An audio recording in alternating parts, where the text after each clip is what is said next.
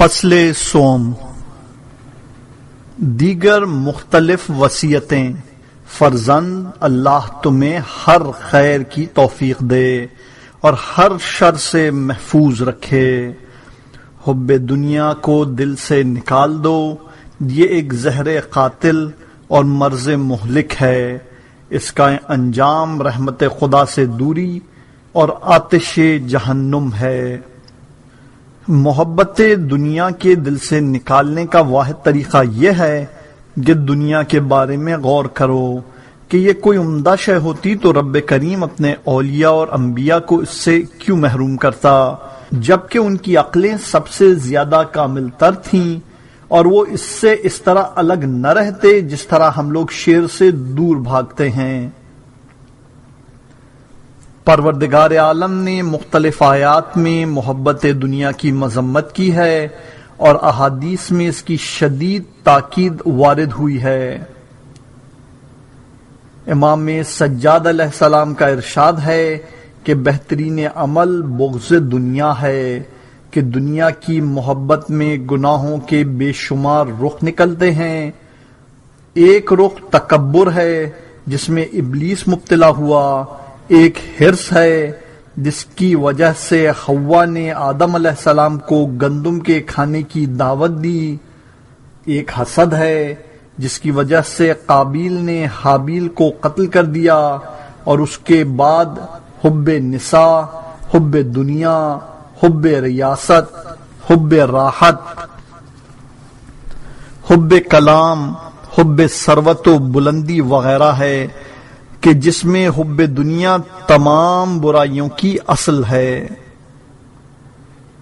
روایات متواترہ میں حب دنیا کی مذمت وارد ہوئی ہے اور بعض روایات میں حب دنیا کو آخرت کی فراموشی کا ذریعہ قرار دیا گیا ہے اور اس کی طلب کو دنیا کا نقصان بتایا گیا ہے۔ دنیا اور آخرت دو سوت ہیں جو ایک گھر میں جمع نہیں ہو سکتی۔ دنیا و آخرت مشرق و مغرب ہیں، جو ایک سے قریب ہوگا وہ دوسرے سے دور ہو جائے گا۔ دنیا اور آخرت مثل آگ اور پانی کے ہیں جن کا اجتماع ناممکن ہے، اور سچ پوچھئے تو محبت دنیا ایک طرح کا شرک ہے، جس کا مطلب یہ ہوتا ہے کہ انسان کو آخرت پر اعتماد اور کتاب و سنت کے بیانات پر اطمینان نہیں ہے، ورنہ آخرت کے ہوتے ہوئے دنیا سے دل لگانے کا کیا مطلب ہے۔ فرزند، دنیا میں زہد اختیار کرو، حرام کو چھوڑ دو کہ عذاب کا خطرہ ہے، شبہات سے پرہیز کرو کہ عطاب کا اندیشہ ہے، حلال میں بھی حساب ہے لہذا اس سے بھی ہوشیار رہو، انہی خواہشات پر عمل کرو جنہیں شریعت نے سہارا دیا ہے، جیسے نکاح، اس کے بعد کم سے کم پہ قناعت کرو، لباس و غذا معمولی رکھو، آخرت پر توجہ دو تاکہ لذت آخرت سے آشنا ہو سکو۔ یاد رکھو کہ زہد کے معنی کھانا پینا ترک کر دینے کے نہیں ہیں، اس کے معنی مقدار پر راضی رہنے کے ہیں اور وسعت میں بھی میانہ روی اختیار کرنے کے ہیں۔ امام صادق علیہ السلام نے ارشاد فرمایا ہے کہ زہد مال کی بربادی اور حلال کی حرام سازی نہیں ہے، زہد کے معنی صرف یہ ہیں کہ اپنے ہاتھ کے مال پر وعدہ خدا سے زیادہ اعتماد نہ ہو۔ امیر المومنین کا ارشاد ہے کہ دنیا میں زہد کے معنی امیدوں میں کمی، نعمتوں پر شکر اور حرام سے پرہیز ہے۔ فرزند، رسول اکرم صلی اللہ علیہ وآلہ وسلم اور آل رسول علیہ السلام سے توسل اختیار کرو کہ میں نے تمام روایات کے مطالعے سے یہ نتیجہ نکالا ہے کہ پروردگار نے جس نبی کے ترک اولا پر توبہ قبول کی ہے انہی کے وسیلے سے قبول کی ہے۔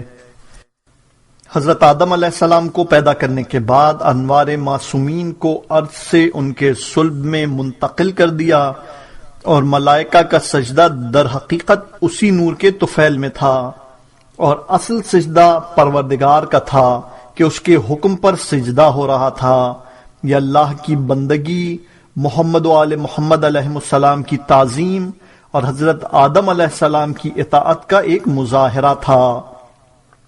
جب آدم علیہ السلام نے سوال کیا کہ پروردگار یہ انوار کس کے ہیں، تو ارشاد ہوا کہ یہ بہترین مخلوقات ہیں، بزرگ ترین بندے ہیں، انہی کے ذریعے میں عطا کرتا ہوں اور انہی کے ذریعے ثواب و عطاب کا کام ہوتا ہے۔ آدم انہی کو وسیلہ بناؤ تاکہ تمہاری مشکل حل ہو جائے۔ میں نے یہ طے کر لیا ہے کہ ان کے ذریعے مانگنے والوں کو مایوس نہ کروں گا اور سائل کو رد نہ کروں گا۔ اس کے بعد جناب یعقوب علیہ السلام، جناب یوسف علیہ السلام سب نے انہی کو وسیلہ بنایا ہے، تو ان کی دعائیں قبول ہوئی ہیں۔ فرزند عزائے سید الشہداء کا خیال رکھنا اور روزانہ بقدر امکان عزا قائم کرنا، اور اگر مصارف نہ ہوں تو گھر والوں کو جمع کر کے مصائب سنا دینا، اس لیے کہ حضرت امام حسین علیہ السلام پروردگار کو بہت عزیز ہیں۔ انہوں نے شہادت کا عظیم درجہ حاصل کیا ہے اور راہ خدا میں اپنا سب کچھ قربان کر دیا ہے۔ ان کے توسل میں خیر دارین اور فلاح دنیا و آخرت ہے۔ فرزند زیارت امام حسین علیہ السلام کا بھی خیال رکھنا اور روزانہ کم از کم ایک مرتبہ ضرور پڑھنا، اور ممکن ہو تو ہر مہینے کربلا جانا، اور یہ بھی نہ ہو سکے تو سال میں 7 مواقع پر کربلا میں حاضری دینا، شب عاشور اور روز عاشور، 40، اول رجب، 15 رجب، 15 شعبان، شب عید الفطر اور روز عرفہ، اور یہ بھی ممکن نہ ہو تو کم از کم سال میں ایک مرتبہ حاضری دینا، اس لیے کہ اس کے بے شمار اثرات ہیں، اور میں نے زیارت و عزاداری کے ایسے اثرات دیکھے ہیں جو عقل سے بالاتر ہیں، اور کم از کم مشاہدہ یہ ہے کہ جب بھی زیارت حسین علیہ السلام کی ہے ایک نہ ایک مشکل ضرور حل ہوئی ہے اور رزق میں اضافہ ہوا ہے۔ اس کے بعد ثواب تو سب سے بالاتر ہے۔ فرزند خدا تمہیں ہر عمل خیر کی توفیق دے اور عمر طبعی تک زندہ رکھے۔ دیکھو بزرگوں کا احترام کرنا، پروردگار ان کے ذریعے بلاؤں کو رد کرتا ہے۔ خبردار انہیں ناراض نہ کرنا کہ ان کے برے اثرات ہیں۔ جس قدر ممکن ہو ماں باپ کا احترام اور ان کے ساتھ نیکی کرنا، کہ قرآن و حدیث میں اس کی شدید تاکید وارد ہوئی ہے۔ خبردار ان کے معاملے میں سستی نہ برتنا، کہ امام جعفر الصادق علیہ السلام کا ارشاد ہے کہ جناب یعقوب علیہ السلام جناب یوسف علیہ السلام کے پاس آئے تو انہوں نے سواری سے اتر کر باپ کا استقبال نہیں کیا، تو اس ترک اولا کا نتیجہ یہ ہوا کہ جناب جبرائیل نازل ہوئے اور یوسف علیہ السلام کی ہتھیلی سے ایک نور نکال لیا۔ یوسف علیہ السلام نے سوال کیا، جبرائیل یہ کیا؟ فرمایا کہ اب نبوت آپ کی اولاد میں نہیں رہے گی، اس لیے کہ آپ نے باپ کے مکمل استقبال نہیں کیا، اور پروردگار نے اس کے زیر اثر آپ کی نسل سے سلسلہ نبوت ختم کر دیا ہے۔ ظاہر ہے کہ یہ روایتیں اخلاقیات کی اہمیت کے اظہار کے لیے ہیں، ورنہ نبوت کا فیصلہ روز اول ہو چکا ہے، اس کا انحصار تعظیم اور عدم تعظیم پر نہیں ہے۔ احترام علماء۔ فرزند علماء عاملین کا احترام کرنا، یہ دین کے منارے، شریعت کے امانت دار اور امام صاحب العصر علیہ السلام کے نائب ہیں۔ البتہ بے عمل علماء سے دور بھاگنا، جس طرح شیر سے فرار کرتے ہیں، کہ یہ بحکم امام عالم نہیں ہیں اور ان کا ضرر دین کے بارے میں لشکر یزید بن معاویہ سے زیادہ ہے۔ احترام ذریت پیغمبر علیہ السلام۔ فرزند اولاد رسول اکرم صلی اللہ علیہ وآلہ وسلم کا احترام کرنا، کہ یہ ذریت علی و فاطمہ ہیں اور ان کی محبت مطلوب پروردگار ہے۔ جہاں تک ممکن ہو ان کا احترام کرنا، کہ یہ رضائے پروردگار اور خیر و دنیا اور آخرت ہے۔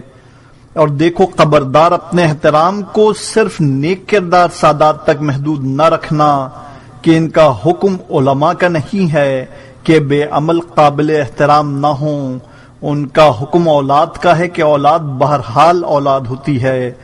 ہاں اگر ترک احترام سے ہدایت کا امکان ہو تو احترام نہ کرو تاکہ ہدایت کے راستے پر آ جائیں، اور یہی نہی عن المنکر کا ایک طریقہ ہے، اگرچہ اس میں بھی احتیاط یہی ہے کہ ظاہراً احتیاط کرتے رہو اور تنہائی میں نصیحت کر دو، جیسا کہ احمد بن اسحاق اشعری کے واقعے میں ہے کہ حسین بن حسن بن فاطمی ان سے ملنے کے لیے آئے تو انہوں نے شرابی ہونے کی وجہ سے ملنے سے انکار کر دیا، اور جب حج میں جاتے ہوئے سامرہ میں امام عسکری علیہ السلام کی خدمت میں حاضر ہوئے تو آپ نے بھی ملاقات سے انکار کر دیا، اور جب اصرار شدید کے بعد اجازت ملی تو ابن اسحاق نے عرض کی کہ فرزند رسول آپ کیوں ناراض ہیں؟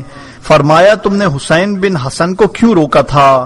عرض کی میرا مقصد شراب سے پرہیز کرنا تھا۔ فرمایا صحیح ہے، نہیں عن المنکر کا فریضہ ہے، لیکن احترام میں فرق نہیں آنا چاہیے۔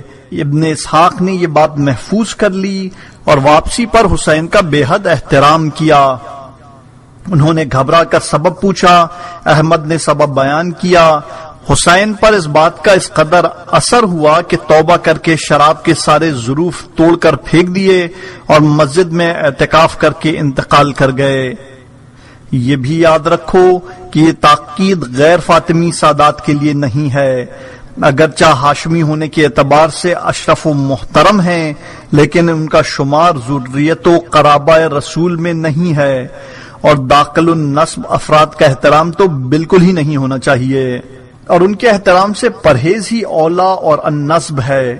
مشتبہ حالت میں احتیاط سے کام لینا چاہیے، البتہ جو لوگ ماں کی طرف سے سید ہیں ان کا احترام ہونا چاہیے، اس لیے کہ بیٹی کی اولاد بھی اولاد ہی ہوتی ہے، اور امام حسن اور امام حسین علیہ السلام اس رشتے سے ابنائے پیغمبر ہیں۔ صرف اس رشتے کے لوگوں کو خمس کا استحقاق نہیں ہوتا کہ روایت مرسلہ جماعت بن عیسیٰ میں خمس کے لیے باپ کی طرف سے سید ہونے کی شرط ہے، ورنہ احترام میں دونوں برابر ہیں اور دونوں کا احترام ہونا چاہیے۔ صلہ رحم، فرزند قرابت داروں سے تعلقات قائم رکھو کہ اس سے عمر میں اضافہ ہوتا ہے اور رزق میں وسعت پیدا ہوتی ہے، یہ رضا بے شمار نفع دنیا اور آخرت کا ذریعہ ہے۔ وہ قطع تعلق بھی کریں تو تم رابطہ قائم رکھو، جیسا کہ امیر المومنین علیہ السلام کا ارشاد ہے کہ قطع تعلق کرنے والے قرابت داروں سے صلہ رحم کرنا زیادہ فضیلت اور ثواب رکھتا ہے، نفس کی اطاعت سے زیادہ محفوظ رکھتا ہے۔ خبردار قطع رحم نہ کرنا کہ قرابت اللہ کی راہ میں فریادی رہتی ہے کہ پروردگار جو مجھ سے تعلق رکھے تو اس سے تعلق رکھنا، اور جو مجھ سے قطع تعلق کر لے تو اس سے قطع تعلق کر لینا۔ میں نے صلہ رحم کے بے شمار اثرات دیکھے ہیں اور قطع تعلق رکھنے والوں کے ساتھ تعلقات کا عجیب و غریب اثر مشاہدہ کیا ہے، لہذا تم اس باب میں سستی اور کمزوری سے کام نہ لینا اور برابر تعلقات کو استوار رکھنا، مفلوق الحال شیعوں کا خیال رکھنا، بالخصوص ہمسایہ اور قرابت دار، کہ ان کے خیال میں عزت دنیا و آخرت ہے اور مرضی پروردگار بھی ہے۔ امام صادق علیہ السلام کا ارشاد ہے کہ جناب یعقوب علیہ السلام پر فراق یوسف کی افتاد اس لیے پڑی تھی کہ انہوں نے ایک دمبا ذبح کیا اور ہمسایہ کے حالات دریافت کیے بغیر استعمال کر لیا، حالانکہ ہمسایہ میں ایک شخص فاقہ شکنی کے لیے محتاج تھا۔ یہ بھی ترک اولا کی ایک قسم ہے جس پر انبیاء اکرام کا امتحان سخت ہو جاتا ہے، لہذا تم بھی نعمات دنیا سے استفادہ کرنے سے پہلے دوسروں کا لحاظ کرو، ورنہ کسی بھی وقت تمہارا امتحان ہو سکتا ہے۔ فرزند اپنے جملہ امور میں میانہ روی سے کام لینا، اس کا انجام بہتر اور عاقبت قابل تعریف ہے۔ مالک کائنات نے اپنے پیغمبر کو اقتصاد و میانہ روی کا حکم دیا ہے، اور جب پیغمبر صلی اللہ علیہ وآلہ وسلم سے سوال کیا گیا کہ راہ خدا میں کیا خرچ کیا جائے تو قرآن نے یہی جواب دیا کہ اپنی ضرورت سے زیادہ۔ فرزند ہمیشہ اپنے سے پست افراد کے حالات پر نگاہ رکھنا اور شکر خدا کرتے رہنا کہ ان سے بہتر ہو، اپنے سے اچھے والوں پر نگاہ رکھنا کہ نفس کو اذیت ہو اور راحت دنیا اور اجر آخرت دونوں کا خاتمہ ہو جائے۔ فرزند جہاں تک ممکن ہو لوگوں سے زیادہ میل جول نہ رکھنا، کس طرح انسان حق سے غافل اور موت سے بیگانہ ہو جاتا ہے، عبادات کا وقت کم ہو جاتا ہے اور تحصیل علم دین، ذکر، فکر کے مواقع ہاتھ سے نکل جاتے ہیں، لوگوں کے حالات کی طمع پیدا ہو جاتی ہے اور غیبت، بہتان وغیرہ سننے پر مجبور ہونا پڑتا ہے، کبھی کبھی محمل قسم کے لوگوں کے ساتھ رہنا پڑتا ہے اور اس طرح فتنہ و فساد پیدا ہوتا ہے اور قیامت کے دن ندامت کا قطرہ پیدا ہو جاتا ہے۔ خبردار، وقت گزرنے سے پہلے ہوشیار ہو جاؤ۔ فرزند خبردار، خواہشات نفس کی مخالفت کرو، نفس کی متابعت ہلاکت اور زہر قاتل ہے۔ امیر المومنین علیہ السلام نے فرمایا ہے کہ سب سے زیادہ خطرہ خواہشات کے اتباع اور امیدوں کے طول و طویل ہونے سے ہے۔ خواہشات کا اتباع حق سے روک دیتا ہے اور امیدوں کا طول آخرت کو بھلا دیتا ہے۔ دوسرے مقام پہ ارشاد فرمایا، اپنی خواہشات سے اس طرح بچو جس طرح دشمن سے بچتے ہو۔ خواہشات سے بدتر دنیا کا کوئی دشمن نہیں ہے، ہر تباہی خواہشات اور بدزبانی سے پیدا ہوتی ہے۔ فرزند صبح کے وقت شام اور شام کے وقت صبح کی فکر نہ کرو، ورنہ امیدیں غافل بنا دیں گی۔ ہر وقت یہ سوچو کہ دوسرے وقت نہیں رہنا ہے اور اپنی حیثیت اس جنازے کی ہے جو غسال کے سامنے رکھا ہوا ہے۔ وصیت، فرزند بلوغ کے بعد ہی اپنا وصیت نامہ تیار کر لو اور جب بدلنے کی ضرورت پڑے تو اسے بدل دو۔ اپنے قرضے اور مطالبے بھی لکھ کر رکھو۔ مجھے اکثر یہ اتفاق ہوا ہے کہ شدید سردی کے زمانے میں اگر بستر پر لیٹنے کے بعد یاد آیا کہ میں نے کسی سے 1 یا 2 درہم قرض لیا ہے تو میں بستر سے اٹھ کھڑا ہوا اور پہلے اسے نوٹ کر لیا اور اس کے بعد آ کر لیٹا کہ مبادا موت آ جائے اور یہ قرض میرے ذمے رہ جائے۔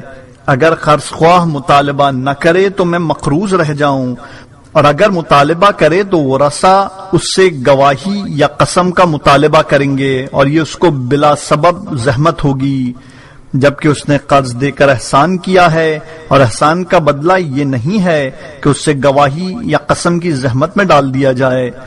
اگر ثبوت فراہم نہ کر سکے اور ورثہ ادا نہ کریں تو میں مسئول الذمہ رہ جاؤں۔ قرض کی گواہی، فرزند جب بھی کوئی قرض لو یا دو تو قرآن کے حکم کے مطابق اسے ضبط تحریر میں لے آؤ اور اس پر گواہ بھی معین کرو کہ شریعت کے ایک حرف کا ترک کرنے والا بھی محتاج ہو سکتا ہے۔ رب کریم نے ہر قانون مصلحت سے بنایا ہے اور کوئی قانون بیکار نہیں بنایا ہے، لہذا خبردار ان مصلحتوں کو ضائع اور برباد نہ ہونے دینا۔ فرزند خدا تمہاری عمر دراز کرے اور تمہارے امور کی اصلاح کرے اور تمہیں علم و عمل میں کمال عطا کرے۔ آداب شریعہ کا التزام کرو۔ جملہ حرکات و سکنات، وضو، غسل، کھانا پینا، سونا، جاگنا، بیت الخلا، ہم بستری، لباس، مکان، ہر کام میں احکام شریعت کی پابندی کرو۔ یہ احکام بلا سبب نہیں بنائے گئے ہیں، ان کے لیے دنیا اور آخرت میں نتائج اور فوائد ہیں، ان کے بارے میں غفلت اور سستی سے کام نہ لینا۔ میں ان قریب تمہارے لیے سارے آداب ایک رسالے میں جمع کر دوں گا تاکہ تمہیں تلاش کرنے کی زحمت نہ ہو اور صرف عمل کرنے کی زحمت باقی رہ جائے۔ ذکر خدا، فرزند ہر وقت خدا کو یاد رکھنا۔ یاد خدا سے دل کی زندگی، رب کا قرب، برکت کی زیادتی، ہلاکت سے نجات، شیطان سے دوری، رحمان سے قربت حاصل ہوتی ہے۔ معصوم علیہ السلام کا ارشاد ہے کہ ہمارے شیعہ کی پہچان ہے کہ تنہائیوں میں برابر خدا کو یاد کرتا ہے، اور جو بھی خدا کو یاد کرتا ہے خدا اسے دوست رکھتا ہے اور اسے نفاق و جہنم دونوں سے محفوظ رکھتا ہے۔ اور جنت میں جگہ دیتا ہے، اور اہل جنت کسی چیز پر نادم نہیں ہوں گے مگر اس لمحے پر ضرور نادم ہوں گے جو یاد خدا کے بغیر گزر گیا، کہ کاش اس لمحے میں بھی یاد خدا کی ہوتی تو درجات اور بلند ہوتے۔ فرزند خبردار کوئی مجلس یاد خدا سے خالی نہ رہے، کہ امام علیہ السلام کا ارشاد ہے کہ جس مجلس میں ہمارا اور خدا کا ذکر نہ ہو وہ صاحب مجلس کے لیے وبال و حسرت بن جائے گی۔ یہ یاد رہے کہ یاد سے مراد فقط زبانی تذکرہ نہیں ہے بلکہ توجہ قلب ہے، جس کا مقدمہ ذکر لسان ہوتا ہے۔ پروردگار عالم نے حضرت ابراہیم علیہ السلام کو اس بات پر قلیل بنا دیا کہ خدا کو بہت یاد کرتے تھے۔ ذکر قلب ذکر زبان سے 70 گنا زیادہ ثواب رکھتا ہے۔ استغفار، فرزند سحر کے وقت استغفار کرو اور ہر صبح کو 100 مرتبہ ما شاء اللہ لا حول ولا قوت الا باللہ استغفر اللہ، 10 مرتبہ سبحان اللہ والحمد للہ ولا الہ الا اللہ واللہ اکبر کہا کرو۔ گھر سے نکلتے وقت امامے کا سرا لٹکا دو اور یہ دعا پڑھو، بسم اللہ وباللہ آمنت باللہ ما شاء اللہ لا حول ولا قوت الا باللہ توکلت علی اللہ۔ کوئی بھی واقعات دیکھو سوال کرنے کی کوشش نہ کرو۔ لقمان حکیم نے جناب داؤد کو زرہ بناتے دیکھا تو ارادہ کیا کہ دریافت کریں، پھر حکمت آڑے آ گئی اور چپ ہو گئے۔ تھوڑی دیر میں جناب داؤد نے اسے مکمل کر کے پہن لیا اور پھر فرمایا کہ جنگ کے لیے بہترین زرہ ہے۔ لقمان نے کہا بے شک خاموشی ایک حکمت ہے مگر اس پہ عمل کرنے والے بہت کم ہیں۔ فرزند مستحبات کو قلوتوں میں انجام دو تاکہ ریاکاری کا امکان نہ رہے۔ لوگوں کے سامنے لا الہ الا اللہ کہتے رہو کہ یہ بہترین ذکر بھی ہے اور خاموشی سے بھی ہو سکتا ہے کہ اس کے تمام حروف ساکت ہیں، اور اسی لیے اسے ذکر خفی قرار دیا گیا ہے، اور اس کا فضل دیگر اذکار پر 70 گنا زیادہ ہوگا۔ فرزند لا الہ الا اللہ لا حول ولا قوت الا باللہ العلی العظیم صلی اللہ علی محمد وآلہ الطاہرین کثرت سے کہا کرو کہ اس میں شیاطین کو بھگانے کی عجیب و غریب تاثیر پائی جاتی ہے۔ فرزند معصومین علیہ السلام کی جتنی دعائیں ہیں سب کی تلاوت کرو، چاہے زندگی میں ایک ہی مرتبہ ہو، اور ہر عمل پر عمل کرو چاہے ایک ہی بار ہو، کہ ہر عمل کا ایک خاص اجر اور ہر دعا کی خاص تاثیر ہے۔ تم اس اجر و اثر سے کیوں محروم رہ جاؤ؟ عبادتوں اور دعاؤں کا حساب پھلوں کا ہے۔ انسان جس باغ میں داخل ہو جاتا ہے اس کے ہر پھل کو چکھنا چاہتا ہے، تو جب بوستان عبادت میں داخل ہو تو اسے ہر عبادت اور ہر دعا کا ذائقہ محسوس کرنا چاہیے۔ فرزند روزانہ کسی نہ کسی مقدار میں قرآن ضرور پڑھو، بالخصوص سحر کے وقت تلاوت بھی کرو اور معانی پر بھی غور کرو تاکہ اس کے احکام پر عمل کر سکو۔ ائمہ معصومین علیہ السلام کی تفسیر کا مطالعہ کرتے رہو تاکہ مشکلات قرآن حل ہوتے رہیں۔ فرزند جہاں تک ممکن ہو باطہارت رہو۔ طہارت شیطان کے مقابلے میں مومن کا اسلحہ ہے، اس سے عذاب قبر دفع ہو جاتا ہے، حاجت روائی ہوتی ہے، عمر میں زیادتی، رزق میں وسعت، جاہ و عزت میں اضافہ، بلندی، رفعت و منزلت، صحت بدن، فرحت و نشاط اور حافظہ و ذہن حاصل ہوتا ہے۔ وضو نصف ایمان ہے۔ مومن جب تک باوضو رہتا ہے ثواب تعقیبات حاصل کرتا رہتا ہے۔ باطہارت مرنے والا شہید ہوتا ہے۔ مستدرک، باوضو سونے والا تمام رات عبادت گزار شمار ہوتا ہے۔ وسائل شیعہ، باوضو بستر پہ آنے والے کے لیے بستر مسجد کا مرتبہ رکھتا ہے۔ وسائل شیعہ، مومن کی روح خواب کے عالم میں ملائے اعلیٰ کی سیر کرتی ہے تو اسے باطہارت رہنا چاہیے کہ وہاں رب سے ملاقات کرنے کے قابل ہو اور برکتیں حاصل کر سکے۔ فرزند وسوسہ شیطانی کے وقت اعوذ باللہ اور بسم اللہ پڑھو، اس کے بعد کہو آمنت باللہ ورسلہ مخلصا لہ الدین۔ فرزند فرائض کو اول وقت ادا کرو کہ یہ افضل بھی ہے اور برات ذمہ کا بہترین ذریعہ بھی، سے بدن کو راحت رہتی ہے اور روح کو سکون رہتا ہے۔ روایت میں ہے کہ نماز سے پہلے کوئی عمل قبول نہیں ہوتا، تو پہلے نماز ادا کر لو تاکہ ہر عمل قابل قبول ہو جائے اور رزق میں وسعت بھی ہو۔